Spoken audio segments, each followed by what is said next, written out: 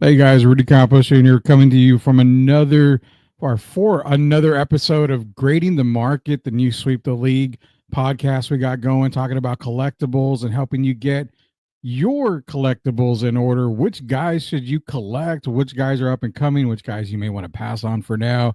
We got a lot of questions we're going to get answered for all you guys up there. It's going to be autographed, it's going to be collectibles, it's going to be trading cards, it's going to be everything that we can think of. That's why this show is going to continue to grow for you guys over on the Sweep the League network. Go to YouTube, search Sweep the League TV, hit that subscribe button so you never miss an episode of Grading the Market. What are we talking about today? So PSA delays is going to be the main topic today. You know, you send that card in. I just recently got a PSA submission back, which was one card. It took roughly close to 45 days to get. I went through GameStop, which I have no problems now after this one card. First time I ever did it, didn't have any issues, so I may try it again. But there are delays. We're going to get those delays information from our co-host today, which is going to be Matt Schillen. It's at MJ Schillen on Twitter or X or whatever the kids are calling it today. He's going to be joining us in a second. And after that, question, because man, you saw the Vikings go down bad to the Rams, and then you saw, does Sam Darnold get that payday? Well, teams are going to pay him. But what does that do to JJ McCarthy? We're going to ask that question here at the end of the show. Not waste any more time. Again, this is Grading the Market. Let's bring him on here, the man, the myth, the legend, Mr. Matt Schillen himself. Matt, welcome back to Grading the Market here on Sweep the League, man. Appreciate you guys having me back today. Looking forward to talking about what's going on over at PSA and also touching on that Vikings bit toward the end of the show. So jumping right in. I mean, it was a fun-filled weekend. Lots of really good NFL playoff games. But one of the things that kicked this week off was the news at a PSA and how the market is approaching and really handling the delays that are going on over there. Right. They recently announced that delays in their receiving process have caused a stir, and they've caused a stir among collectors, among message boards, among Facebook, amongst Twitter, X, as you mentioned, whatever the kids are calling it these days, right? Which has led to some consideration of potentially alternative methods of grading, other grading companies that are out there, right? There's questions around PSA's ability to meet the continued demand, right? Is this just a hiccup in the marketplace as things continue to grow? I mean, last year, the grading companies combined for an absolutely incredible 20 million cards that were graded across the board. Jeez. That number is astronomical.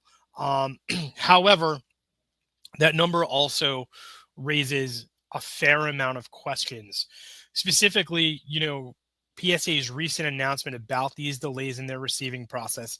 They've been a big topic, right? What's going on? What should we expect? Should we add a potential factor into the different tiers that they offer collectors like you, like me, right? Is GameStop the answer for some sort of centralized hub and or retail store for us to go into and submit? We know the process can always be frustrating. There's never an overarching accuracy to the emails, right? There's always a 12-hour, 24-hour, sometimes even a 5-day delay in those parts of the process. Although PSA has been pretty transparent with its customers, the hobby collective as a whole, in terms of what's going on from sort of a state of the market perspective, right? They're always ending things with terms like "don't worry," "rest assured," so on and so forth. Yeah. But one thing that we have to keep a close eye on is, hey, the major players, the SGCs, the BGSs, and the PSAs of the world, what's going to happen when their capacity is essentially filled to the brim, right? Is this something we're going to expect going forward? Do they need to adopt further technology? Do they need to hire more and build additional locations, right? That sort of organic growth adoption that companies like Amazon, for example, have sort of, popped up warehouses left, right, and center. Is that something that these companies are going to have to consider and expand outside the markets in which they're comfortable operating in, right? There's a lot of big questions. There's a lot of hobby related questions, right? And there's also a lot of collector related questions, because there's probably 99% of our audience isn't necessarily directly in the know to what's going on. And we aren't either, but we're, sometimes on the front end of these things and can have a contact who has a contact who has a contact that can give us some insight into how these companies plan on, moving forward through 2025. As, I mentioned earlier, 20 million cards that were graded in 2024.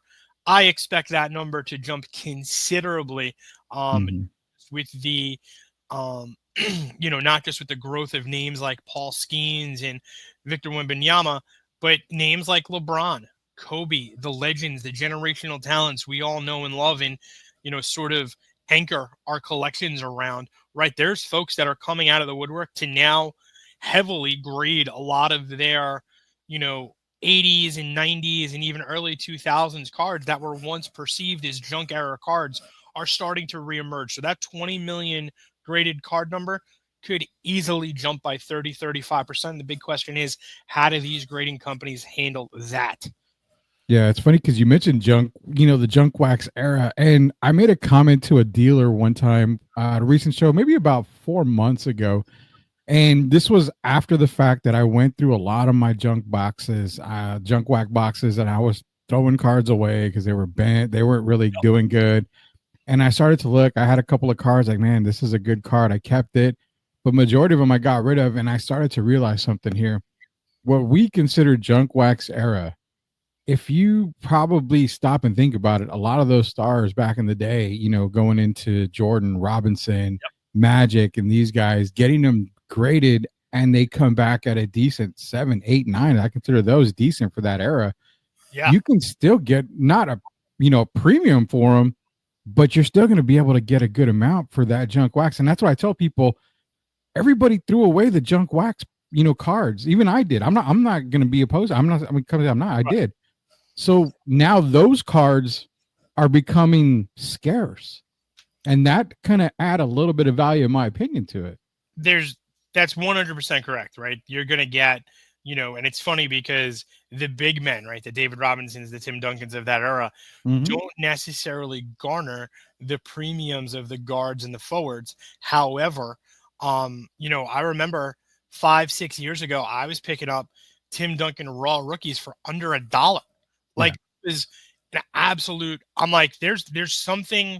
There's just a market anomaly here, and I think that the fact that I loaded up on those, the fact that I loaded up on, $10, kind of that category of $10 to $100 inserts and rookies and raw forms of even Kobe, right? They were still mass produced for that era.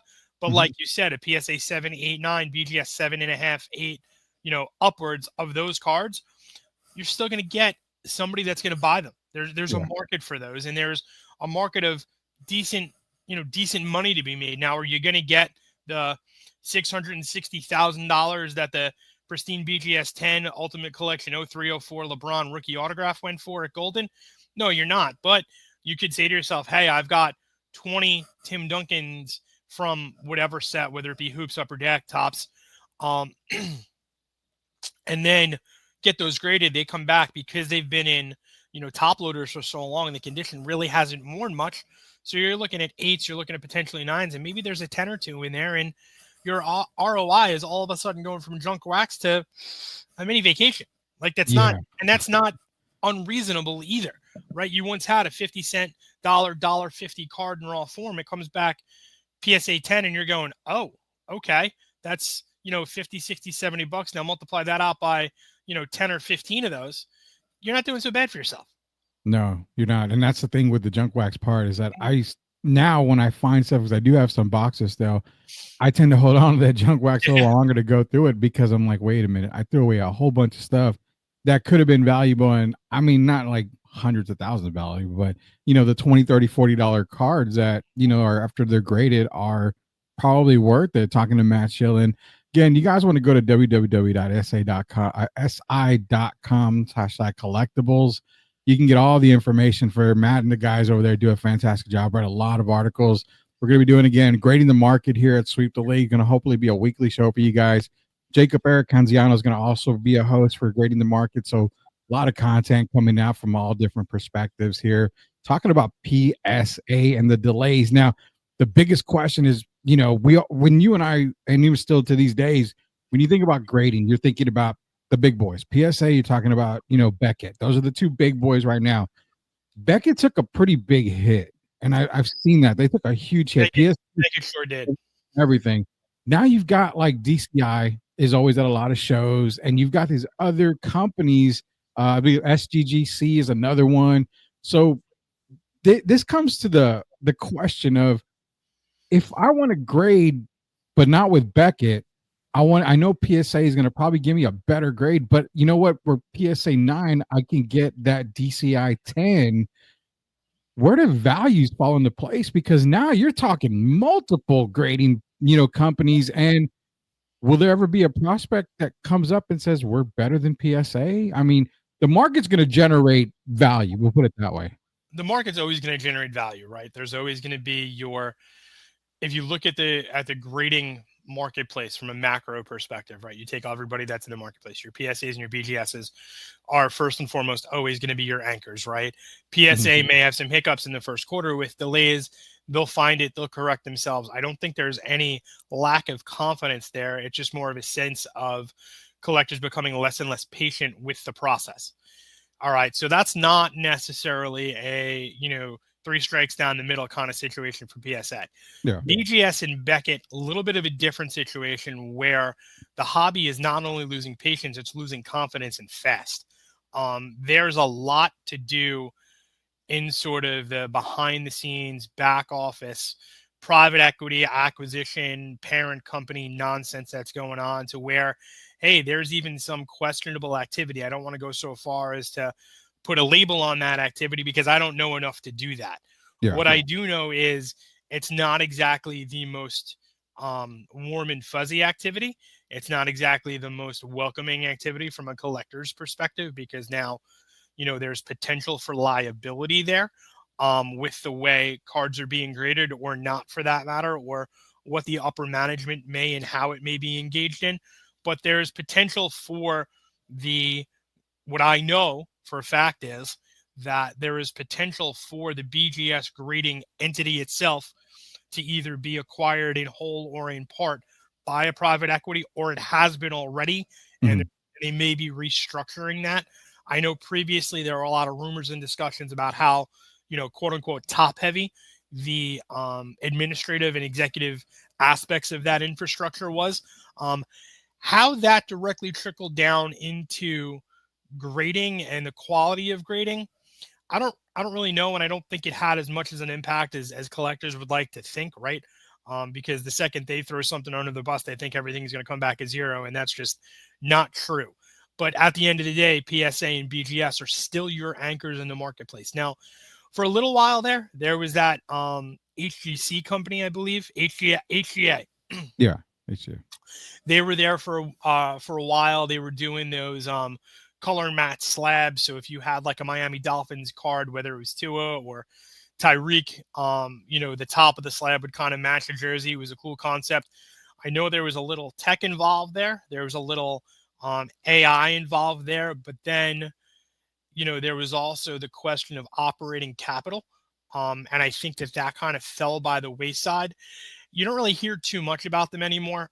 You also don't hear what you do hear. Let me correct myself for a second there. What you do hear is SGC is probably the emerging number 3, potentially even number 2, if it looks to make, somewhat of a move in dethroning BGS.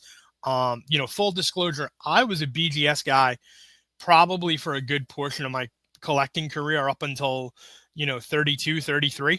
I hadn't submitted my first PSA submission until 2017. So, I was a hard-nosed BGS guy. Went to PSA, wasn't unhappy with the grades. There were 9s and 10s in there. Never submitted anything to SGC.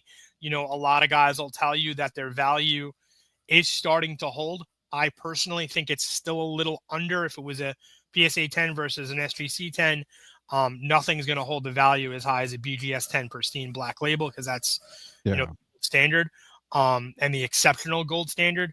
But I think that Some of the smaller companies, if they go about it right and they build their reputations just as any other small to mid-sized business would, I think there's an opportunity for them to become players in the market. I don't necessarily know how the value holds, because for me, in order for the value to hold, I think that company needs to establish a reputation, and a solid one at that, being operable for 3 to 5 years, and probably taking a good 5 to 6% of the marketplace. So I can't really speak to any of the smaller companies. I know I've heard names just as every other collector has, but I think that at the end of the day, some guys are going to emerge for the better. They're gonna win some fans over, take some market share away, which is cool. And others, some of them just don't have what it takes to hang. Yeah, it's funny because me and a couple of buddies were working on not necessarily a grading system type thing, but we've been kind of working on I can show you real quick here. Yeah. So, I mean, we're buying the slabs basically. And as you can tell here, I've got an Alvin Robertson autograph, and we're just going to try to do custom slabs because, I mean, necessarily a lot of people love the grade and it holds value, but I also want to do the slab part as far as, the memorabilia type thing. So there's different ways of doing that. And it's crazy because these slabs are available and they have been for a while, but that's kind of where you start to see these grading companies kind of form up at. You get guys like, what? PSA is taking forever. We can have a turnaround. There's the DCI who I mentioned, when they do shows in San Antonio, the bigger shows, you can get slab grade same day and it's like $20. So yeah, I mean, there's guys that take the very quick path. There's guys that take the long path to PSA. And you mentioned earlier, and what I love about it, because this is going to be a whole nother show on a whole nother topic, but you talk about centralized hubs. GameStop's going to be one now. They are one with PSA. Take your stuff there. You pay, if you're a pro member, you don't pay shipping, so you're paying $15 per card. They ship it out. They do all the work for you, hands down. There's going to be skepticism there. There's going to be people that, kind of get screwed. Something's going to happen. It's the nature of the beast. But the other subject I wanted to talk about on another show is the whole eBay thing, because I've always felt eBay has to have a centralized area where a lot of stuff is confirmed. But we'll get into that later. As far as PSA goes and BGS and Beckett and everything, the central location, you're right. They've got to have multiple hubs. And this is where I started thinking, well, if I'm PSA, I would probably make a move at DCI, at some of these players, because they're in Dallas. So if you're making a move in PSA, hey, you know what, DCI, love what you do. Let's talk numbers here, because now you've got the entire Central America going to Dallas instead of going to California. Going to Dallas. You can get an Eastern subdivision out there to where you can get all that worked out. How much time do you think that would save if that happens? And do you think quality would be affected by it? So, there's a lot of good questions there. I think that if the folks and the executive teams at PSA are watching this, and hopefully they are, hopefully, right? They take this into consideration, because I think that's where the moves lie, right? As is the case with any market industry, not just cards and collecting, but you look at business, right? Whether it's a emerging pharma, emerging energy, emerging tech, right? These companies are looking to grow by acquisition. They're looking to land and expand their footprint, and the same is applicable for the organic growth model at PSA. You want to look at a DCI. Hey, I'd have VPs and reps fly out within the next few days, meet with their executive team and say, hey, is your business plan going forward legit? Right? B, is this something you would want to undertake? Meaning, hey, we're one of the two corporate behemoths in this space. We like what you do. There's a potential for us to partner and or acquire. And would you be willing to put, your team of graders and hobby experts and collecting experts and so on, to them come out to our headquarters for 2 or 3 weeks and get trained up on this? And then, sort of in return, what we'll do is we'll send a couple executives to help you get up and running once we, acquire the assets. Now, I know that's me, talking transactional match shilling, not collectibles match shilling, but this is the stuff that I do outside of collectibles, right? I assess transactions, and, this is something that, the guys at PSA may want to consider. whether it's DCI, whether it's one of the other smaller, grading companies that are out there. What's their success look like? What does success mean to them? And hey, at the end of the day, everybody's got an exit strategy. So, somebody somewhere at PSA should be listening closely to us, because we're giving them some really good advice here. But I think at the end of the day, that's also going to alleviate those headaches that collectors are experiencing with delays, with tie-ups, losing that patience with a major player, but them going, hey, we're going through a transition right now this quarter. This is going to get better, and this is how it's going to get better. And I know PSA has, over the years, leveraged transparency to its benefit. And I think they still do it now, coming out on top of this, even though it's going to take some time for them to meet the demand of the marketplace. So, I think a growth by acquisition strategy is going to be key for them. I know it's absolutely got to be in the cards for BGS from a number of perspectives, and that's a whole nother show.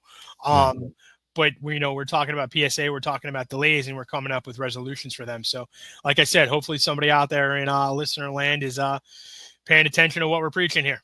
Oh yeah, it's got to be either PSA or Beckett. I mean, one of those two have to make that move. Now, you look at the little bits and pieces, and I go back to DCI because that's the most experience I've got here locally.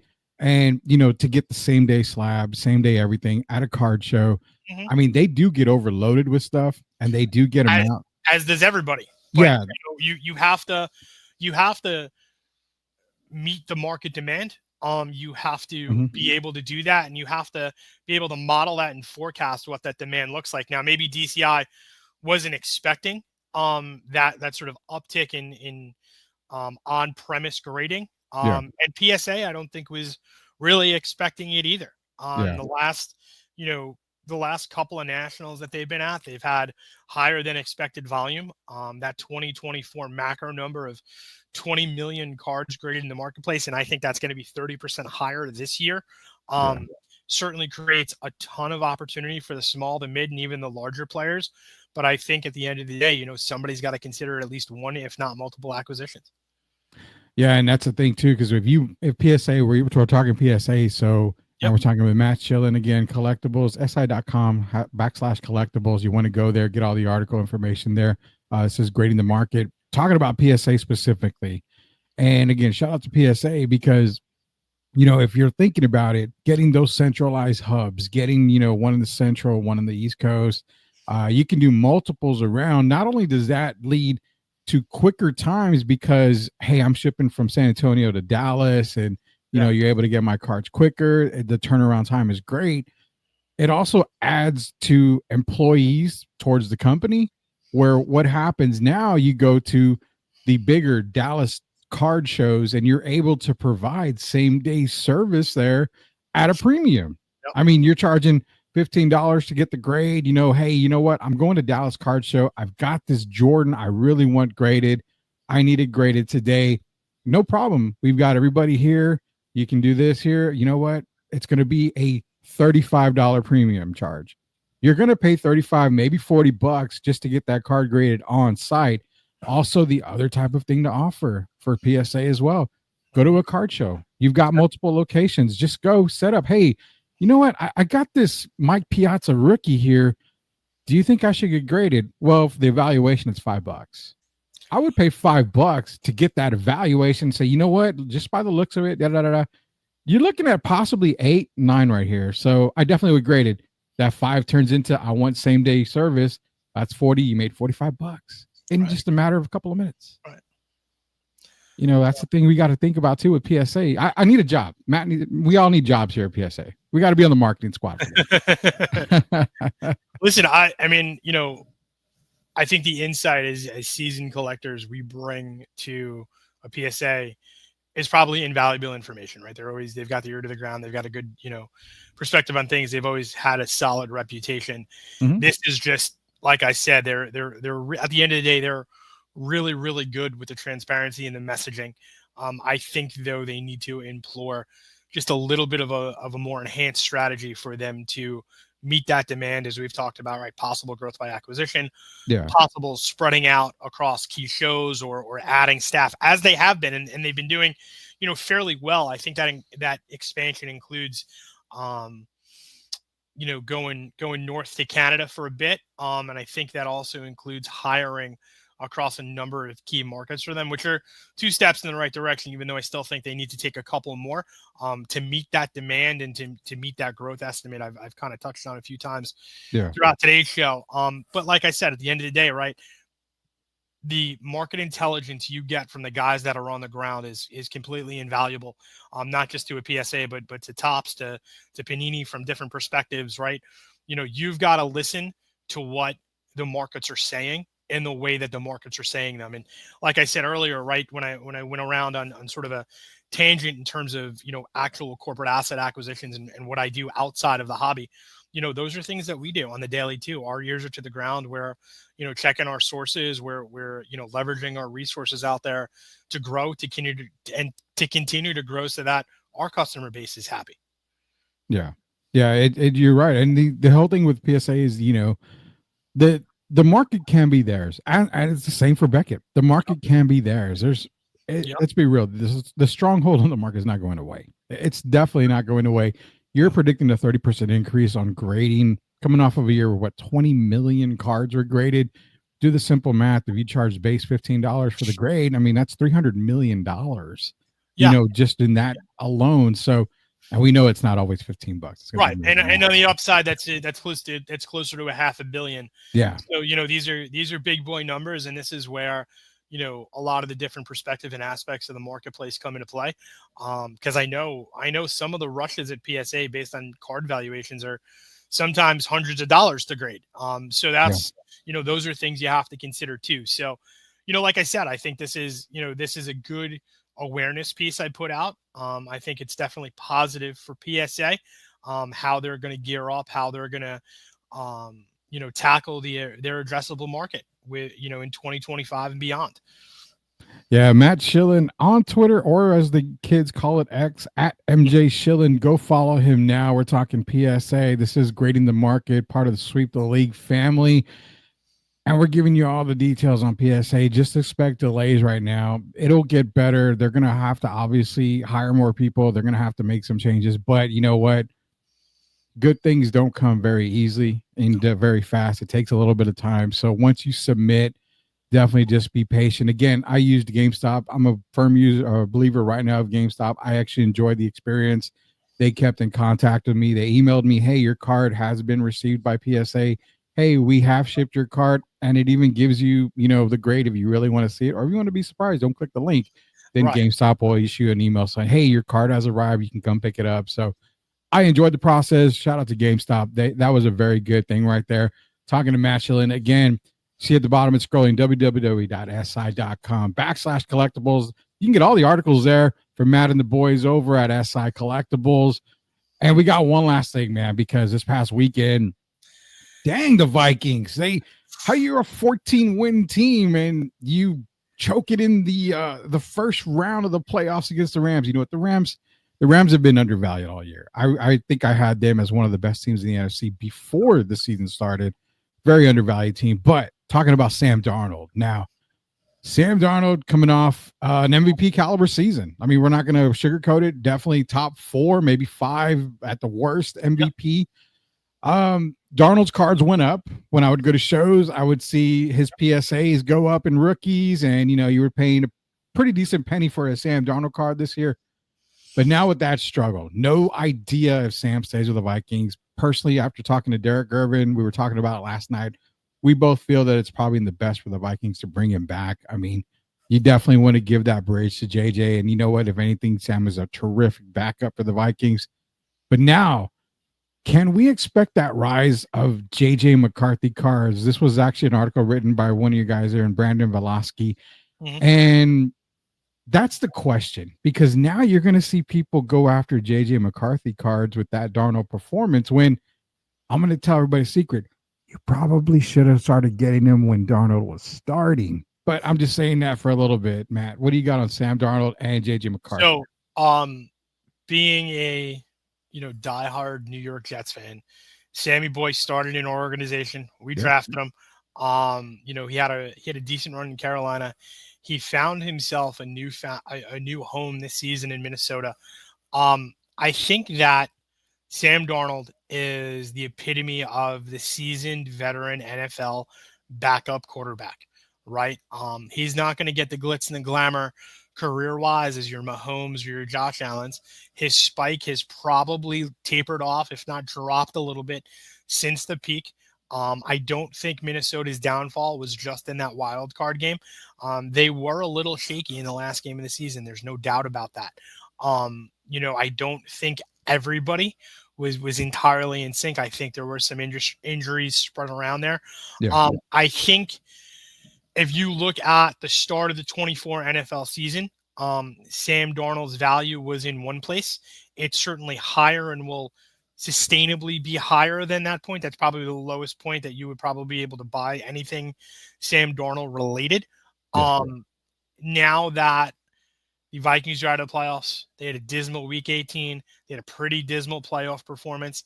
Value is going to drop probably, 10, maybe 20% of its value from where it stands. I think JJ McCarthy is also trading at a little bit of a discount to where his card should be right now, given the full season injury. Might be time to pick some of those up. But that said, I don't necessarily know if JJ is that guy because he hasn't proven himself yet. So cautious investment to be made. I think there's value to be had there.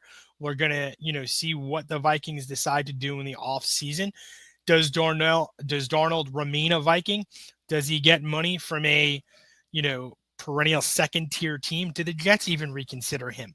Because we know that their quarterback situation is up in the air with Rodgers and such. Do the Giants consider him because they just don't have a quarterback? Sorry for the knock, Tommy Cutlets, but I got to do what I got to do. Where does Sam Darnold land? I think we're going to get a better idea of where and who that might be during and if not at the end of the NFL draft. I think he could be very well involved in a move or he stands pat. It's going to be up to the Vikings to decide what they're going to do. If they're going to remain all in on JJ McCarthy, rookie injuries in the NFL don't really play out that well. So I don't want to say that JJ McCarthy's done because I think the kid's got some, super tremendous upside. And I wish him the best. But we're going to have to see how he emerges come the 25 season. Yeah. It's going to be crazy to see where he actually goes. And like I said, I kind of mentioned, I think he's going to end up staying with the Vikings. I think they will retain him, but you mentioned quarterbacks. So, real quick, we've got, Sam Darnold probably on the move. If possibly they don't resign him there. You've also got guys like Kirk Cousins who might be on the move as well. You got free agents and Justin Fields and Russell Wilson. One guy to keep an eye on, and we're gonna end this show on the note here is it doesn't look like it, but I will say there's gonna be a quarterback controversy in New England. So you may want to go get those Joe Milton cards if you haven't gotten them now. I picked up a few recently. I will say that there might be a little quarterback controversy. I think Drake May obviously will probably come out on top, being that he's a high draft pick, but Milton might get an opportunity somewhere else. So I'm gonna leave everybody on that. You got any last thoughts for everybody out there? I do. I think Mike Vrabel is going to fit right into the New England dichotomy. I think he's going to do really, really well for that organization's chemistry. However, I don't necessarily know or have a pick on who New England's quarterback's going to be come, regular season week 1 of 25. Yeah. I think my one thing that I will end the show on is that for the first time in probably since the mid 90s, if not earlier, you're going to see one of the most active quarterback carousels in NFL history, beginning with free agency the first day after the Super Bowl. The draft is going to have a flurry, and there's going to be a lot of trades and a lot of player impacted trades in and around, draft weekend there. So I think that we're going to see a lot of moves. There's a lot of notable names come free agency. There's a lot of notable quarterback names come free agency. It's not only about Drake May, it's also about Aaron Rodgers. It's about, what types of moves, where 4 or 5 GMs are going to land, 4 or 5 head coaches are going to land. right? There's a lot of working parts to this that I still don't think we have enough information to say, oh, he's absolutely going to start for this team, or he is 1000% Vrabel's pick in New England, or the unnamed coach in the Jets. Who's his starter going to be, right? What's going on the West Coast? Still think it's a little too early to tell, but the activity beginning with day one following the Super Bowl is going to be record breaking this year. 100%, man. You know what's even record breaking is that this show's going to go on forever here at Grading the Market, because we're going to break all the records when it comes to Matt and I. Also, don't forget Jacob Eric Canziano is going to be running Grading the Market as well from his side. We're giving you two perspectives. It's going to be our side, it's going to be his side. We may even join together for a show here pretty soon, but nonetheless, you're getting all the content when it comes to sports collectibles. PSA was the subject today. JJ McCarthy, go get those cards. There's a card show, I believe, this weekend or next. So go get those McCarthy cards as soon as you can. And also, like I mentioned, Joe Milton is another guy you may want to look at. I'm really high on Spencer Rattler. I started grabbing a lot of his stuff early. So there's a lot of guys you want to go collect in the football world, and we're going to talk about that a whole lot more. We've got more shows coming up. We're going to be talking hopefully soon about MJ's Mansion. For those of you guys out there that DM'd me, I'm willing to put at least $150 into the pot. So we can try to buy something in there. I can put a little bit more if I can get the wife to open up the bank account, but we're going to talk about that. We've also got a lot of other stuff to talk about. You got another LeBron rookie that was recently graded. It was sold off at auction at gold. And there's just a whole lot going on in the sports collectible world. So all you got to do is go to YouTube, search Sweep the League TV, hit that subscribe button so you do not miss another episode of Grading the Market. So for Matt Schilling, it's Rudy Campos. Hey, what's your grade on the market? Let us know when the show airs. Again, just an FYI, this show is recorded for right now. So if you're leaving comments, we apologize, but we'll get to your comments as soon as we can. So again, for Matt Schilling, Rudy Campos Jr., until we grade the market again, we'll see you later, knuckleheads. See you guys later.